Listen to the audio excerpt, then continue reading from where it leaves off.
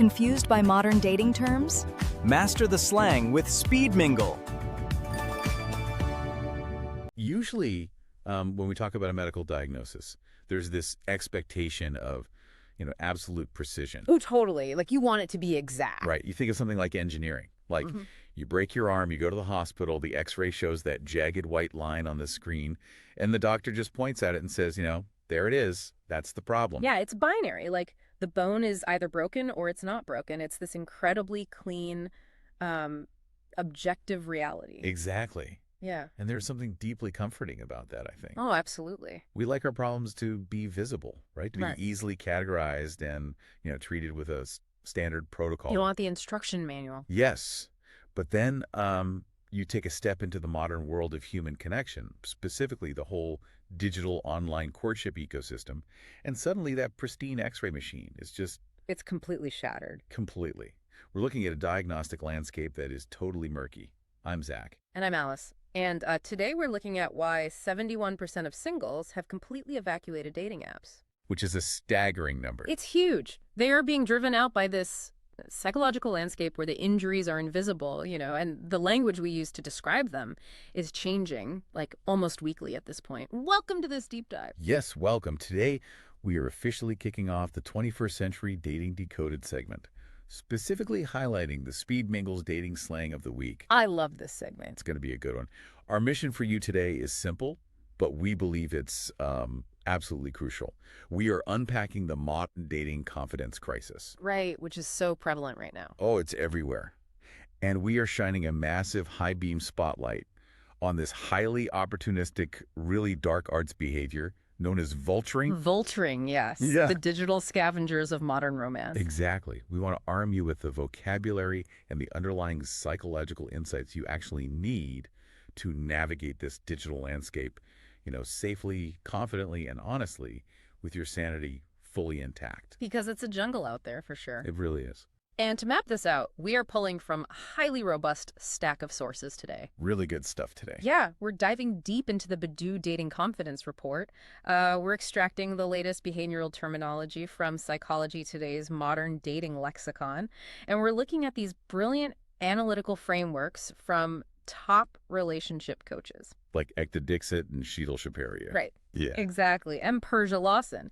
Plus, we are integrating some exclusive field research and conceptual solutions straight from Speed Mingles. So we kind of have to start by looking at the water we're all swimming in, right? Then the scene. Right, because before we even get to the specific toxic behaviors, before we even define what a vulture actually is, we have to look at the fragile ecosystem where these scavengers are, currently thriving. Which is pretty fragile, right? Oh, it's incredibly fragile.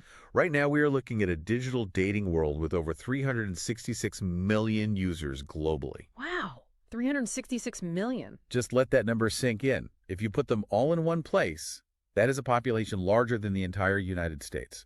That's insane to think about. And they're all swiping, liking, filtering, and messaging simultaneously. It's a staggering metric. I mean, truly. And logically, you would think that with a talent pool that massive, people would feel incredibly optimistic, right? I would think so. It's a numbers game, right? Exactly. You have access to hundreds of millions of potential connections right in your pocket.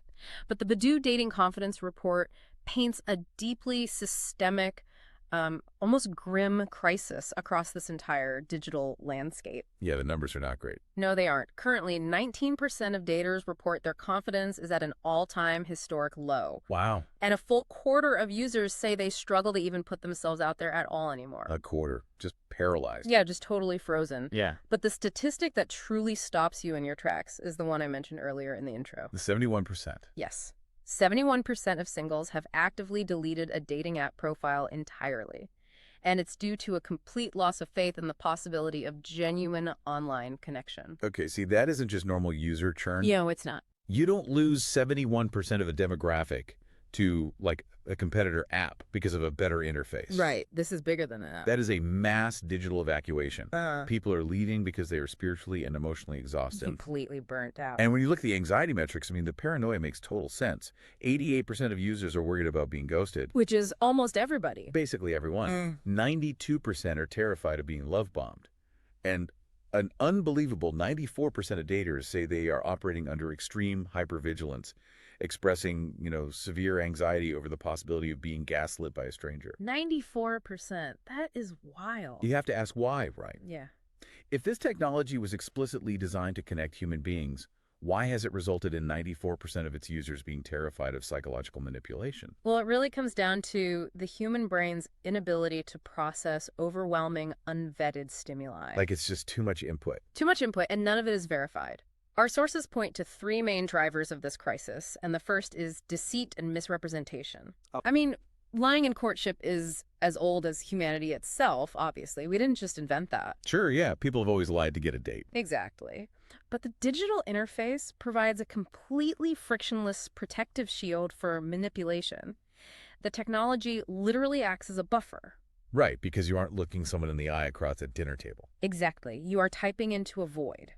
When you remove the micro-expressions, the tone of voice, the physical presence of another human being, it massively lowers the barrier to entry for deceit. It makes it almost feel like a video game. Yes. It makes subtle exaggerations or even highly aggressive calculated traps feel entirely consequence-free to the perpetrator.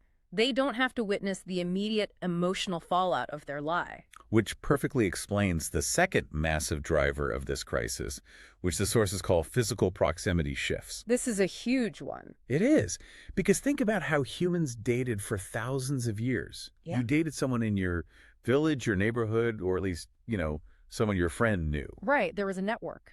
Exactly. If you treated them terribly, if you lied to them or used them, everyone in your social circle knew about it by Sunday. Oh, your reputation was destroyed. You were done. Done. But now, Whoa. you are matching with someone 3 zip codes away who doesn't know a single person you know. There are absolutely no shared social circles. None. And this is perhaps the most destabilizing shift in modern romance, honestly. It allows people to completely compartmentalize their romantic life. Like putting you in a little box? Exactly. They can keep you pocketed away from their actual reality. And what's crucial here is how the loss of that physical proximity removes all the natural, real-world accountability. Because there's no consequences. Right. Historically, human courtship was bound by community guardrails. The sheer volume of anonymous choices today just strips those guardrails away entirely. It's basically the collapse of the village square. That's a great way to put it. And, this is exactly why I find the concept of speed mingle neighbors so utterly fascinating as a counter movement. Oh, definitely. We'll get into all their other concepts later in the deep dive, but they're specifically designing these high-energy local events explicitly for people in the exact same building or the exact same immediate neighborhood. Which totally flips the script. Right.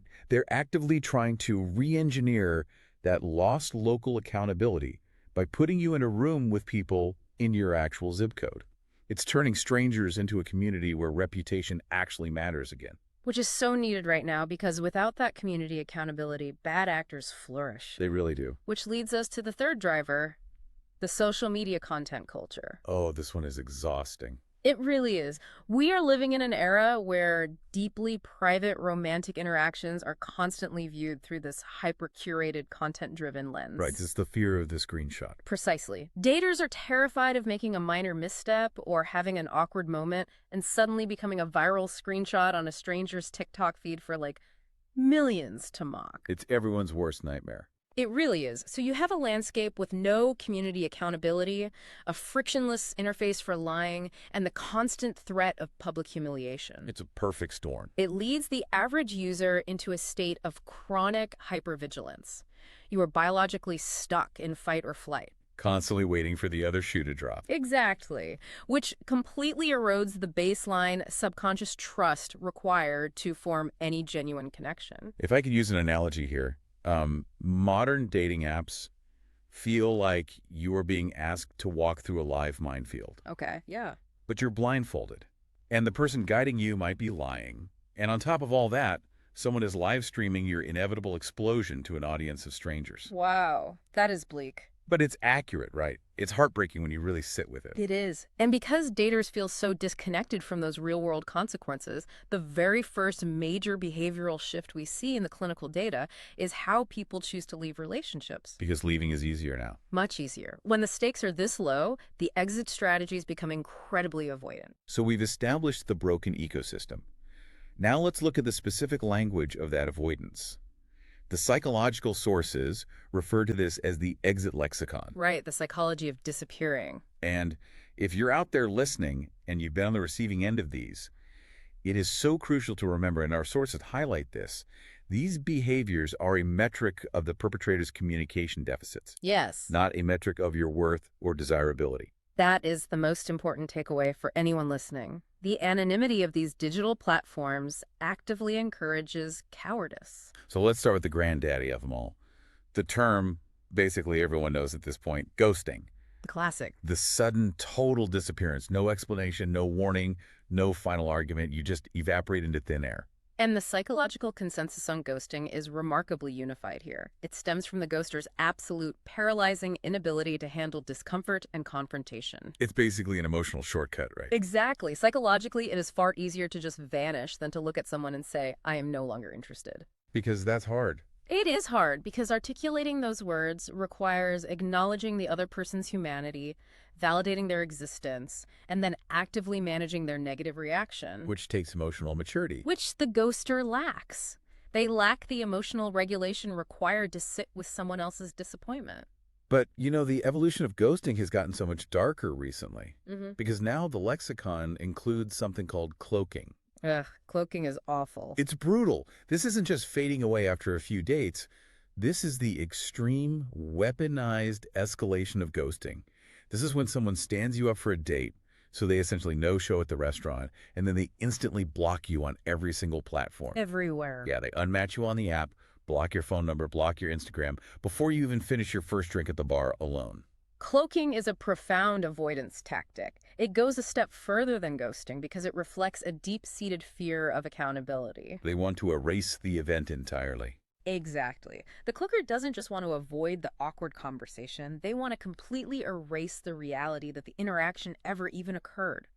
By blocking you everywhere simultaneously, they are digitally wiping you from their existence to protect their own fragile ego from the guilt of standing you up. It is a staggering display of emotional immaturity. Truly staggering. Hearing that almost makes the idea of a simple ghosting sound polite in comparison. Almost, yeah.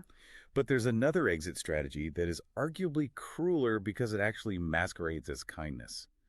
Let's talk about fizzling, or what used to be called the slow fade. Oh, the slow fade. This is where they gradually reduce their effort over weeks. Their text responses get shorter. They take 12 hours to reply instead of 2. They stop asking questions about your day until the connection just kind of dies of sheer starvation. What's fascinating about fizzling is the internal justification happening in the perpetrator's mind. Because they think they're being nice. Yes, Right. exactly. The person fizzling almost always tells themselves a story that they are being a good person. They tell themselves they are letting you down easy. They think a sudden break would be too harsh. But that's a total lie they tell themselves. But it's complete fabrication. Psychologically, fizzling is entirely self-serving. Yeah. It is designed solely to mitigate the sender's own guilt. Because they don't want to feel like the bad guy. Right. By not initiating a clean break, they avoid feeling like the bad guy who dumped you. But in doing so, they actively rob you of closure. You're just left hanging. You are left in this agonizing psychological limbo, constantly analyzing the decreasing effort, rereading texts, wondering what you did wrong to cause the shift. It actually inflicts significantly more anxiety than a clean, honest rejection. It's death by 1,000 paper cuts. Literally. Which brings us to orbiting, and its terrifying cousin, being zombied. These are so weird. Let me use an analogy here because orbiting is such a bizarrely specific digital phenomenon. Imagine you move out of a rental house. Orbiting is like your former tenant driving his car slowly past your living room window every single day. Oh my gosh, yes. He doesn't want to live there anymore. He absolutely refuses to pay rent, but he is absolutely checking to make sure you haven't changed the locks or moved someone else in. That captures the dynamic perfectly. In the digital space, orbiting means they hover on your social media. Always watching your stories. Always. They are consistently one of the first people to view your Instagram stories. They might even like a post occasionally, but they absolutely refuse to initiate any direct, meaningful contact or answer your messages. Why do they do it, though? Like, if you don't want to date me, why are you watching my weekend trip to the mountains on my story? What is the point? It's a low-effort way to maintain a perceived sense of access and control. It's an ego trip. Totally. It gives the orbiter a passive tether to your life without requiring a single ounce of actual emotional investment or vulnerability on their part. They just want to remain relevant in your mind. And then, if that orbiter suddenly decides to escalate, let's say months later, you get a casual, "Hey, long time no see, how have you been?" text at 11 p.m. on a Friday. Oh, the 11 p.m. Friday text. Acting as if they didn't completely vanish 6 months ago. Right, so they literally rise from the dead. Exactly. That is being zombied, which is also sometimes referred to in the literature as submarining. Submarining, yeah, I like that term. Because they dive deep below the surface, disappear from the radar entirely, and then suddenly pop their periscope back up months later. This shows a fundamental, blatant disregard for your emotional boundaries. And the digital age encourages this because the screen completely bypasses the empathy centers of the brain. Because you aren't seeing them flinch. Exactly. You don't have to see the confusion or the pain on someone's face when you zombie them, so the natural empathy that usually regulates polite human behavior never even activates. Wow. So we've mapped out how these digital actors completely vanish when things get real, or how they hover on the periphery to feed their egos. But what is almost more disturbing is how they get their foot in the door in the first place. Right, the entry tactics. Because the digital buffer doesn't just enable cowardice on the exit. It enables aggressive manipulation right from the very first match. This is the deception directory. We are moving from small, insecure fibs to major calculated traps. When we look at the subtle misrepresentations, we're largely seeing attempts by insecure daters to appear more compatible or attractive than they actually are. Just fluffing the resume a bit. Exactly. The most common baseline behavior here is kitten fishing. Which is basically the diet version of catfishing, right? That's a great way to put it. You aren't creating a completely fake persona with stolen photos like a full catfish, but you are heavily curating and exaggerating reality. Like using MySpace angle photos from a decade ago. Exactly. Yeah. You're using a photo from 6 years ago when you had a different haircut or weighed less. Right.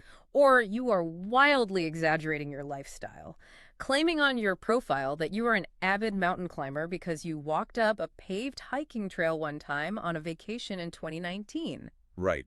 It's an insecurity-driven attempt to widen the net. Precisely. Now, if you're listening, this next term is one we have to approach with, like, surgical precision. Yes, definitely. The dating lexicon has introduced a term called woke fishing.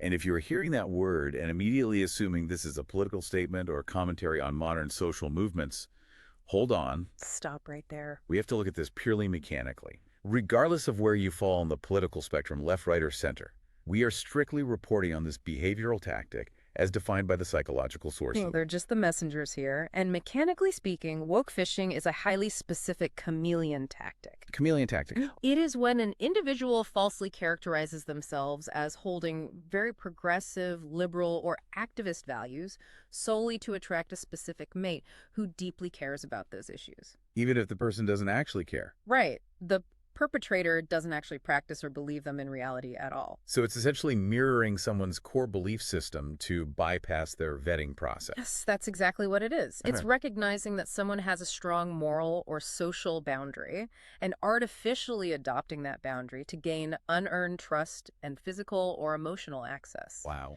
And once they have secured the relationship, the mask slips and their actual apathy or contradictory beliefs are revealed. It's incredibly manipulative because it targets someone's deepest values, regardless of what those values are. Right, it's about the deception, not the politic. Exactly. Yeah. Another subtle but highly toxic manipulation in this directory is weaponizing competence. I see this talked about constantly on social media now. Oh, this one is everywhere. This is when a partner intentionally acts entirely helpless regarding basic adult tasks. They'll say, "Oh, I just don't know how to navigate this booking site," or "I'm so bad at organizing weekend plans. You're just so much better at it than I am." It often looks playful or deferential on the surface. Yeah. They flatter you by saying you're better at it, but it is a highly calculated move. Because they just want you to do the work. Yes. By feigning incompetence, they successfully avoid taking on responsibilities, logistical planning, or emotional labor. They force you to step in and carry the entire executive load of the relationship. It's a strategy to maintain their own comfort at the direct expense of your energy. Exactly. It drains the partner. Okay, those are the subtle, everyday deceptions. But then we cross a line into the aggressive manipulations, which are basically predatory traps at this point. Yeah, these are much darker. Let's spend some real time on breadcrumbing, which is sometimes called phishing. This is when someone sends you vague, generic check-ins. "Hey stranger, a random meme, an article link with zero context. Just dropping little hints. It's like standing at the edge of a pond and throwing in a handful of breadcrumbs just to see which fish swim up to bite. There is zero intention of actually meeting up or forming a relationship. They just want to see if you are still on the hook. And we cannot overstate how psychologically damaging breadcrumbing is because it relies on the absolute most addictive mechanism known to neuroscience. Oh, intermittent reinforcement. Yes, intermittent reinforcement. Think of B.F. Skinner's famous behavioral experiments with pigeons and rats in the 1950s. The ones with the levers and the food pellets. Exactly. If a rat presses a lever and gets a food pellet every single time, it only presses the lever when it's hungry. It's a predictable transaction. Makes sense. If the rat presses the lever and never gets a food pellet, it eventually gives up and stops pressing it entirely. Right, it just learns the lever is broken. But if you program that lever to dispense food unpredictably, maybe on the first press, maybe on the 10th, maybe on the 40th, the rat becomes completely obsessed. It will press that lever until it collapses from exhaustion. Because it never knows when the reward is actually coming. Exactly. It's literally the exact psychology of a slot machine in Vegas. Yes, and breadcrumbing turns your smartphone into that slot machine, and it turns human validation into the jackpot. Wow. A random thinking of you text after 2 weeks of silence gives the recipient a massive, unexpected dopamine spike. Then the breadcrumber goes silent again. And the recipient is just waiting. The recipient waits, they check their phone constantly, they wonder what they did wrong, their anxiety spikes, until hating another random breadcrumb drops. That is awful. It is an incredibly exhausting cycle that makes it profoundly difficult for the victim to walk away because their brain is chemically addicted to the unpredictable validation. That is deeply sinister when you break down the biology of it. But if breadcrumbing is about keeping someone starving on a slow drip, the next escalation is about drowning them. Yes. Love bombing. Let's talk about love bombing and future faking. Love bombing is that explosion of excessive, overwhelming affection right out of the gate. Grand gestures, constant flattery, sending you flowers at work on day 3, telling you that you are their soulmate within a week. It's a total assault on your logical defenses. And future faking is when, on date 2, they are already mapping out the names of your future kids, the city you are going to move to, the house you are going to buy. Right. They paint this perfect picture instantly. But I have to push back here, or at least play devil's advocate for the listener for a second. Okay, go for it. What if you just have an incredible, undeniable connection? We all grew up watching movies where people fall madly in love in 48 hours. The rom-com dream. Right. So where is the actual line between just being genuinely, passionately excited about someone you just met versus manipulative future faking? How do you tell the difference in real time? That is the million-dollar question. And according to our sources, the distinction lies entirely in the pacing and the presence of boundaries. Pacing and boundaries. Genuine excitement, no matter how passionate, still respects reality. Authentic intimacy takes time to build because it requires the slow, often unglamorous process of learning about a person's flaws, their stress responses, and their actual day-to-day reality. Right. You can't know that in a weekend. Exactly. Even if I am thrilled to meet you, a healthy brain recognizes that we are still strangers. So the manipulator intentionally ignores that reality. Completely. A love bomber or a future faker rushes the timeline specifically to bypass your critical thinking. They aren't falling in love with you. They are establishing a cycle of control. They want you hooked before you can think straight. Exactly. They want to secure your deep emotional attachment before you have the time to evaluate if they are actually a safe, compatible partner. It's an artificial intensity designed to blind you. And what happens if you try to slow them down? That's the tell. If you try to slow a love bomber down, if you say, I'm having a great time, but let's hold off on talking about moving in together, they will usually react with anger, guilt tripping, or withdrawal. Because you went off script. Yes.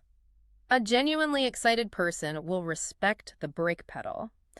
A manipulator will get angry that you ruined their script. An artificial intensity designed to blind you. That is a terrifyingly accurate way to put it. It's scary how effective it is. And that concept, using intense artificial emotion as a tool for extraction, brings us, inevitably, to the ultimate convergence of everything we've talked about so far. The main event. This is the absolute core focus of our deep dive today. This is the Speed Mingles Dating Slang of the Week. We are talking about the ultimate digital scavengers of modern romance. We need to talk about vulturing. Vulturing is arguably the most highly strategic, predatory shift in social behavior we've seen emerge in the digital dating landscape. It's so calculated. According to the investigative reports and our panel of relationship experts, a vulture is an individual who intentionally circles a target, specifically a wounded victim. Someone who's vulnerable. Yes, someone whose current romantic relationship is visibly failing or has just dramatically imploded. So they are looking for the absolute lowest point in someone's emotional life. Yes. They hover, they watch the deterioration, and they wait for the precise moment of the breakup to swoop in. But the insidious part is that they do this entirely under the guise of offering compassionate, platonic support. Oh, that makes my skin crawl. I used the real estate analogy earlier in my notes when we were prepping, but let's flesh it out with the listener because it perfectly describes the mechanics of a vulture attack. It's a really good analogy. Imagine your house catches on fire. You are standing on the curb, watching everything you've built burn to the ground. You're in a state of total emotional shock. Right? A genuine friend shows up with a blanket and a cup of coffee and just sits with you. A vulture is the shady real estate developer who shows up with a clipboard. Well, the house is still burning. Exactly. They pretend to care about your loss, but what they're actually doing is waiting for the house to finish collapsing so they can convince you to sell them the lot for pennies on the dollar while you are too traumatized to know what it's actually worth. It's the perfect analogy because the real estate developer wants financial equity and the vulture wants emotional and physical equity. They just want to extract value. Right. And life and relationship coach Ekta Dixit provides a brilliant framework for this. She points out that vulturing is essentially love bombing, but deployed as a specific crisis support tactic. So it's love bombing disguised as therapy. Exactly. The vulture provides this intense, excessive care. They become your 24/7 shoulder to cry on. They validate all your anger toward your ex. They tell you how you deserve so much better. They capitalize entirely on your rebound state. But, how do they even know the house is burning in the first place? It's not like people put up a billboard saying, hey, my relationship is failing. Right. Oh, wait, actually they do. It's called social media. Exactly. This is what the experts call the digital hover. We leave massive digital breadcrumbs about our emotional state online. Yeah, the vague quotes. The vague, melancholic quotes on our stories. We suddenly stop posting couple photos. We untag ourselves from past albums. We start listening to breakup anthems on a public Spotify feed. And because of this radical digital transparency, vultures don't even have to be in your inner physical circle anymore. No, not at all. Like 10 years ago, a vulture had to be a coworker or a mutual friend who literally saw you crying at a party. Today, they can monitor your emotional vulnerability from 3 states away. Just watching from the sidelines. They just watch your Instagram stories, checking your status, waiting for that specific shift in your digital footprint so they can slide into your DMs with a perfectly timed, commiserating, hey, notice you've been quiet lately. I'm always here for you if you need to talk. It's chilling. And this brings us to the profound psychological damage this inflicts on the victim. Because it's not actually helpful. No. Relationship coach Sheetal Shaparia highlights something absolutely vital for anyone who has been through a breakup. When a relationship ends, a human being requires a barren period. A barren period. Like empty space. You need empty space to grieve, to process the rejection, to sit in the uncomfortable silence, and to engage in deep self-reflection about what went wrong. Because you have to actually feel the pain to heal it. Exactly. You can't just bypass it. But by swooping in immediately with this overwhelming artificial validation, the vulture actively undermines that healing process. They become a distraction. They serve as an emotional anesthetic. They completely deprive the victim of their critical self-learning and reflecting curve. They stunt the personal growth and accountability that naturally must follow a romantic failure. You don't learn how to be alone because the vulture immediately filled the void. So they are literally stealing your character development for their own ego. That is exactly what they're doing. That is infuriating. And I have to imagine the resulting relationship, if you actually end up dating the vulture, is incredibly unstable. It is doomed from inception. Because the foundation is built on crisis, panic, and exploitation, vulturing almost always creates incredibly fragile trauma bonds. Trauma bonds are so hard to break. They are. The victim is trauma bonded to the vulture as their savior, but once the victim starts to actually heal, or once the vulture extracts the physical or emotional validation they were seeking, the vulture loses interest. And then they bolt. Right. The dynamic usually results in a short-lived, highly toxic cycle that ends with the vulture disappearing, leaving the victim to deal with two breakups simultaneously. Oh, man. They are left in a substantially worse psychological state than the original breakup. And if you're listening to this thinking, well, that sounds like a rare sociopathic behavior, the data says otherwise. Sadly, yes. This is not some fringe anomaly. According to a massive 2018 survey conducted by Plenty of Fish, 20% of singles openly admitted to engaging in this behavior. 1 in 5 people. 1 in 5. And the data showed it was predominantly concentrated among 22 to 25-year-olds. Which is the exact demographic most heavily entrenched in social media surveillance and identity formation right now. Right. Historically, this behavior was crudely known as looking for, sloppy seconds or hovering on the rebound. Yeah. But the digital age has weaponized it on a massive, scalable level. It is a dark reflection of how the screen separates us from our empathy, turning other human beings in pain into mere opportunities for consumption. It's the commodification of vulnerability. Wow, yeah. Now, if a vulture successfully captures a target, or honestly, if daters are just aimlessly swiping through the app ecosystem without intention, they very frequently end up trapped. In a holding pattern. Right. If you don't get ghosted and you don't get vultured, you often end up in what I call the terms of purgatory. If we don't know how to commit, we don't know how to leave, we just hover in the middle. And ambiguity is the absolute enemy of dating confidence.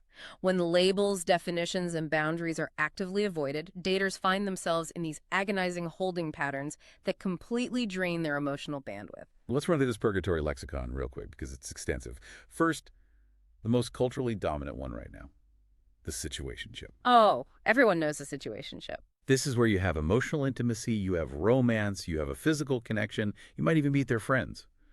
But there are absolutely zero labels and zero boundaries.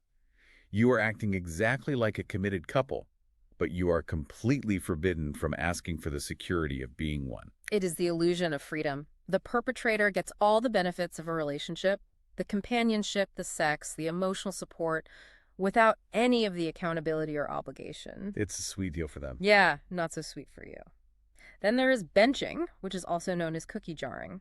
This is when someone explicitly keeps you as a backup plan. You are on the back burner.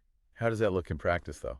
They will text you when their primary options fall through, or when they are bored on a Sunday afternoon. They give you just enough attention and flirtation to keep you engaged, but they will never prioritize you for a Friday night date. So you're literally a snack. You are essentially a comfort snack they keep in the cookie jar for a rainy day, preserved just in case they need a quick ego boost. Brutal.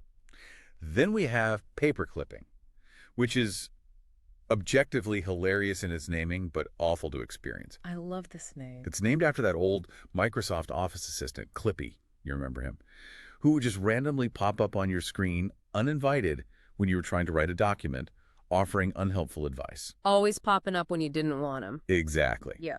Paper clipping is when someone pops up with a random text like, hey, saw this and thought of you, after weeks of absolute silence. They don't want to make plans. They don't want to see you. They just want to check if you are still available and responsive. It is a pure ego check. They want to know that they still hold real estate in your mind. So toxic. Now, as we navigate this ambiguity, we must draw a very hard ethical distinction between two similar-sounding trends, roaching and roster dating. Okay, what's the difference? Roaching is highly unethical. The term comes from the idea that when you turn on the lights and see one cockroach, there are actually dozens hiding in the walls. Roaching is when you discover the person you've been seeing intimately is seriously dating several other people simultaneously, and they intentionally hid that fact from you to maintain access. So it's essentially non-consensual non-monogamy. Exactly. Roster dating, however, is the ethical practice of casually dating multiple people at once, but being completely transparent and upfront about it from day one. It is allowing everyone involved to make informed, consensual choices without deception. Transparency is the cure there.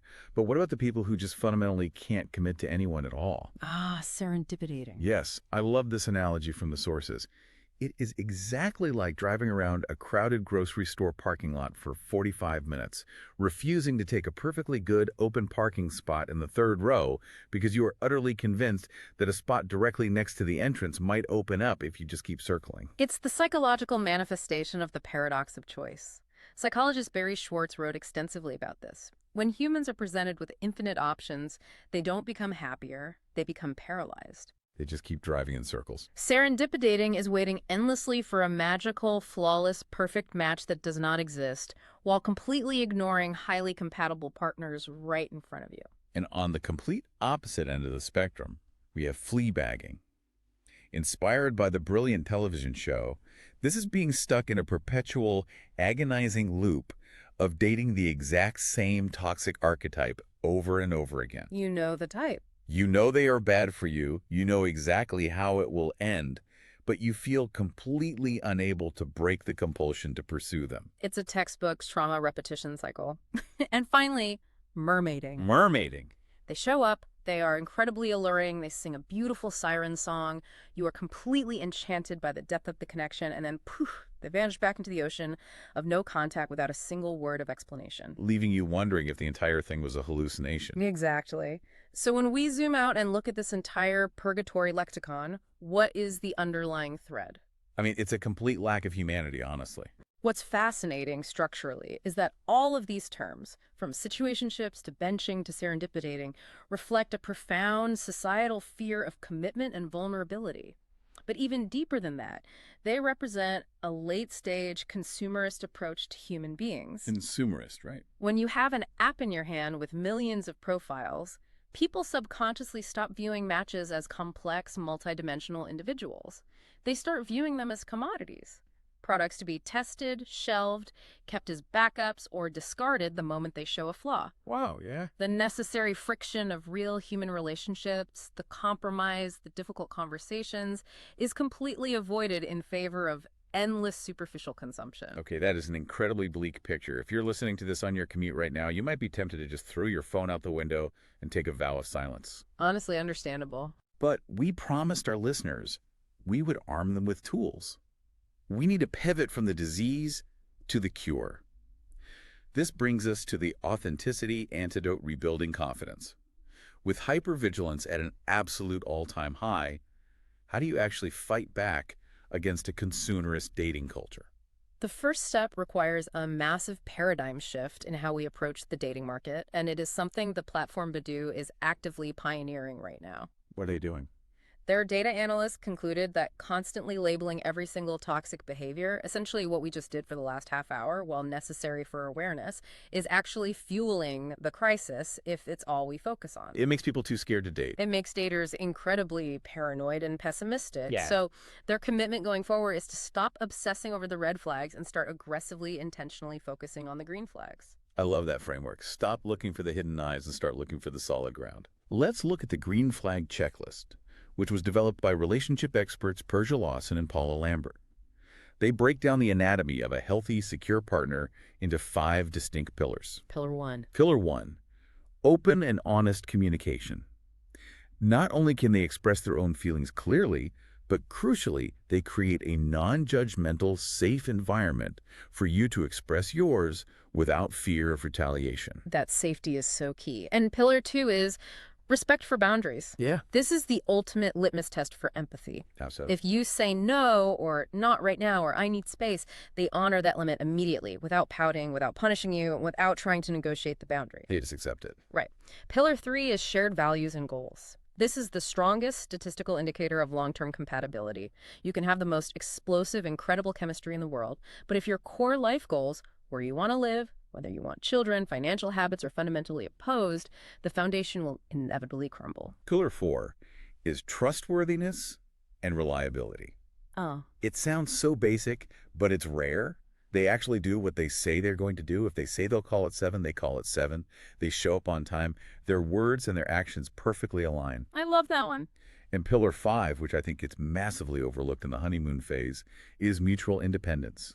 You can balance togetherness without feeling suffocated. You have your own separate lives, your own friends, your own distinct hobbies, and you celebrate that separation rather than being threatened by it. So if we know we are looking for those 5 green flags, what are the actionable, positive dating trends that actually foster them?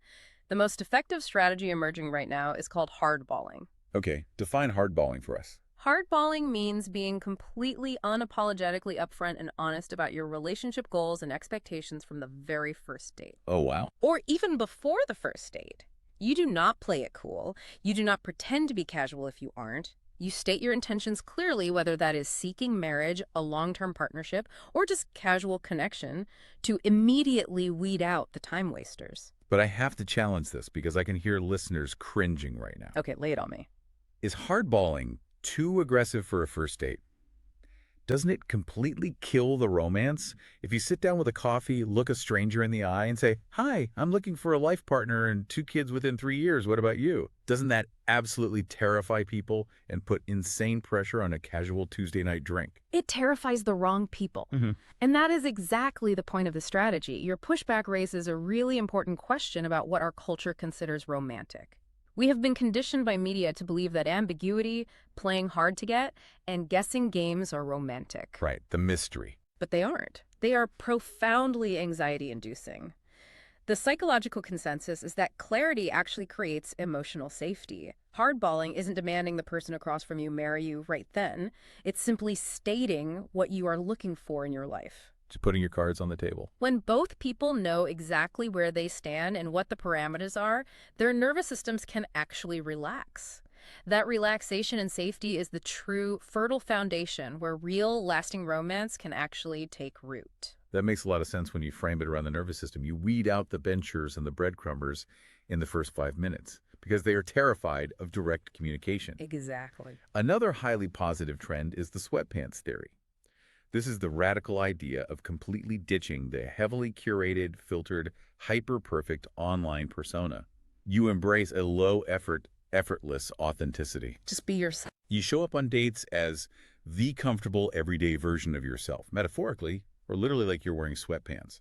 Because portraying that genuine ease is inherently more attractive and sustainable than maintaining a high-anxiety performance. And tying into that authenticity, we are seeing a massive rise in dry dating and the boy sober movement. Boy sober, I've seen that on TikTok. Yeah, it's huge. Dry dating is the intentional choice to go on dates entirely without alcohol. This ensures that the connection is clear-headed, genuine, and not artificially inflated by a chemical buffer. You are actually evaluating the person, not the cocktail. Which is smart. And boy sober is when someone takes a completely intentional cold turkey detox from the entire dating ecosystem.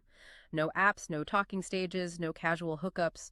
It is a dedicated period to focus entirely on their own healing, baseline happiness, and self-discovery without the distraction of romantic validation. It's pulling yourself out of the slot machine casino entirely. And finally, we have touchgrass, dating, and future-proofing. This is the movement of getting offline, deleting the algorithms, and going to real-world events. It's prioritizing long-term alignment over a short-term dopamine hit from a match screen. And this is exactly where Speed Mingle social and Speed Mingle happenings fit into the puzzle. They are creating physical environments where you can actually touch grass and meet people who have also opted out of the digital chaos. Which leads us perfectly into the final piece of this puzzle. Mindful strategy and tech defenses. Because knowing what a green flag looks like or knowing what a vulture is only half the battle. Right. The other half is actively managing your own mental health and physiological responses while you are out there navigating this complex market. Exactly. You need actionable strategies to protect your peace. The first one is a biological hack that I absolutely love called reappraising anxiety. Tell me about this. There is a fascinating landmark 2014 psychological study by Dr. Alison Brooks at Harvard Business School. She proved that the physiological response in your body to nervousness, the racing heart, the cortisol spike, the butterflies in your stomach, the sweaty palms, is biologically identical to the physiological response of excitement. Hey, really? It's the exact same response. Your body literally cannot tell the difference between being terrified and being thrilled. It's called arousal congruency. That is wild. And the application of this is profound for dating. If you are sitting in your car before a date, panicking, trying to force yourself to calm down is almost impossible because your nervous system is in high gear. Right, you just spiral. But if you consciously reframe it, if you literally say out loud, I am not anxious, I'm excited, you can actually trick your brain into reappraising that high arousal energy. Yeah. You shift from a threat mindset to an opportunity mindset, dramatically improving your social performance and lowering your hyper-vigilance. That's incredible. You just hijack your own nervous system. It works. Another critical strategy for your mental health is setting limits and taking structured holidays from the apps. You have to treat dating apps like an office job. Put an out-of-office auto-reply on your brain. Limit your swiping to a strict maximum of maybe 30 minutes or an hour a day. Set a timer if you have to. If you do not bound it, the app becomes a second, unpaid job that leads straight to emotional burnout. And take regular, scheduled detox holidays to heal your nervous system from negative interactions. And while you are doing the work to manage your mindset, it's worth noting that the platforms themselves are finally beginning to implement advanced technological safeguards to protect you from the deceit we talked about earlier. Oh, like Badoo's new feature. Yes, Badoo recently rolled out their deception detector. This is a highly sophisticated machine learning AI model that has demonstrated 99.5% precision in identifying and automatically combating spam, financial scams, and fake accounts before you ever even see them. 99.5%. That's crazy. It is utilizing heavy-duty technology to filter out the digital noise and bad actors so your bandwidth can be focused entirely on genuine human connection. All right, let's bring this all home. We have covered a massive amount of ground today in this deep dive. We really did. We've diagnosed the systemic crisis and the collapse of the village square. We've mapped out the toxic exit lexicon, the manipulative deception directory, and we took a deep, unflinching look at the predatory nature of vulturing. We also laid out the green flag antidotes and strategies for mindful, authentic connection. It's a lot to process. It is. But to wrap this up, the overarching thesis is clear. Finding a partner who actually enriches your life doesn't happen by accident anymore. You cannot just passively swipe. You have to actively protect your peace, maintain intense intentionality, and deliberately choose to step into high-intent, real-world environments where people are actually held accountable. And that intentionality is exactly what our friends at Speed Mingles are facilitating across the country. Oh yeah, break down those concepts for us. They have engineered specific, highly intentional modalities to cure this digital crisis, break through the screen, and bring back genuine human interaction. First, for those who prefer remote connection but want higher stakes, there is Speed Mingle anywhere. How does that work? This facilitates authentic, face-to-face video interactions from the safety of your own private setting, bypassing the text message limbo entirely. Then, there is Speed Mingle Social, which organizes relaxed, non-hosted weekly gatherings at established local venues specifically for spontaneous, informal, low-pressure connections. If you are someone who hates the pressure of a sit-down interview date, there is Speed Mingle happenings. These are meticulously curated, dynamic, activity-based events. Think cooking classes, trivia nights, or hiking groups, designed to foster natural engagement so you can totally skip the awkward small talk and just see how someone behaves in the wild. I love those. And for community building, as we mentioned earlier, they offer Speed Mingle Neighbors. If you are exhausted by the isolation of city living and just giving your neighbors the silent elevator nod, these are high-energy events designed to turn local strangers into friends and build a real neighborhood community. No romance required, just community guardrails. For the career-focused individuals, there is Speed Mingle B2B. This is a high-octane, round-robin networking format that eliminates unproductive, meandering conversations so you can maximize your professional circle incredibly efficiently. Very cool. And looking ahead to the future, launching in summer 2026, is Speed Mingle One-to-One. This will offer highly personalized, pre-vetted, low-pressure meetings designed from the ground up for foundational, green flag compatibility. These are incredible, tangible tools to get you out of the digital purgatory. We want to actively encourage you, the listener, to stay plugged into this network and keep arming yourself with knowledge. Please subscribe to the 21st Century Dating Decoded Deep Dive on your preferred audio platform, whether that is Apple Podcasts, Spotify, or wherever you listen, or you can watch the full video version on Speed Mingle TV. Make sure to visit 21stcenturydatingdecoded.com for all the resources we mentioned today. And if you found this psychological analysis helpful, please leave us a 5-star review. But more importantly, share this deep dive with a friend who is currently out there navigating this complex market. Yes, share it. Send this to the friend who is dealing with a vulture or stuck in a situationship, and take real actions. Step away from the screen and attend a Speed Mingle event in your area. If there isn't one nearby yet, step up and contact Speed Mingles directly to become a host or to offer an event venue in your town. We started this deep dive talking about the murky, broken X-ray machine of modern digital dating. We spent the last hour giving you a lot of psychological tools and vocabulary to help clear that picture and protect yourself. But before we sign off, I want to leave you with one final, unscripted, provocative thought to mull over on your own. Okay, lay it on us. We talk about how AI tools like that deception detector are becoming incredibly powerful. as these algorithms become utterly flawless at filtering out human lies, fake profiles, and bad actors. Will future daters eventually rely entirely on algorithms to vet their partners? Wow. And if we reach a point where the machine tells us exactly who is safe and who isn't, are we essentially outsourcing our own human intuition, our own hard-earned gut instincts, to a string of code? It's a fascinating and honestly slightly terrifying prospect. The technology protects us, but it might atrophy our own instincts in the process. Exactly. Until next time, remain deliberate, maintain your protection, and consistently date with a defined purpose.